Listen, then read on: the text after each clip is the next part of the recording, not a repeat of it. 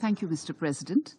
I also thank the SRSG Rosa Ottenbayeva for her briefing and civil society briefer Zubeda Akbar for her remarks.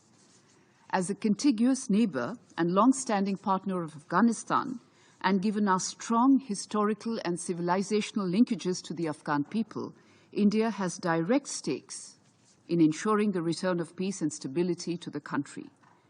In the interest of time, however, I shall be brief, limiting myself to 4 points only.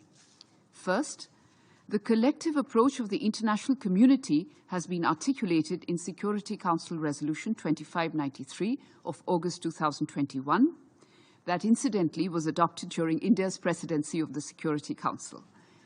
In accordance with the resolution, we expect that the territory of Afghanistan should not be used for sheltering, training, planning, or financing terrorist acts, specifically terrorist individuals and entities proscribed by the UN Security Council. It also means acting against drug trafficking.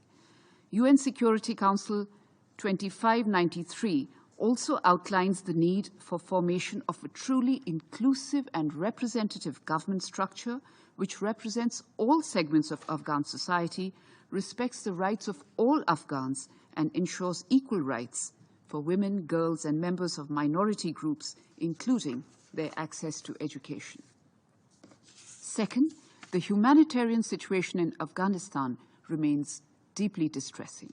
The dire situation has been brought out by the SRSG as well. In response to the humanitarian needs of the Afghan people and in response to the urgent appeals made by the United Nations, India has dispatched several shipments of humanitarian assistance to Afghanistan. We are committed to continue our help to the Afghan people going forward. In this regard, we have provided several shipments of humanitarian assistance, including 40,000 metric tons of wheat, 65 tons of medical aid, and 28 tons of other relief material. Recently, we also sent around 5,000 units of stationery items and winter clothing for the primary school students of the Habibia School in Kabul.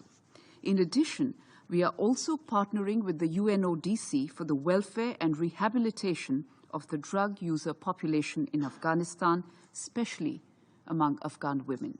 For the same, we have assisted UNODC by supplying medical aid, blankets, and female hygiene kits as per requirement. Third, India appreciates and supports the work being done by the UN in Afghanistan. We had actively taken part in finalizing the draft of the current mandate of the UNAMA after the takeover of Kabul by the Taliban in 2021. We are ready to work with the Secretary General in his efforts to find progress in the situation in Afghanistan. Fourth, we are particularly concerned about increasing attempts towards removing women from public life in Afghanistan. We call for women and minorities to be included in Afghanistan's future and their rights to be fully respected. Mr. President, I would like to reiterate once again that security and stability in Afghanistan will continue to be our priority, and India will continue to speak out in support of the Afghan people.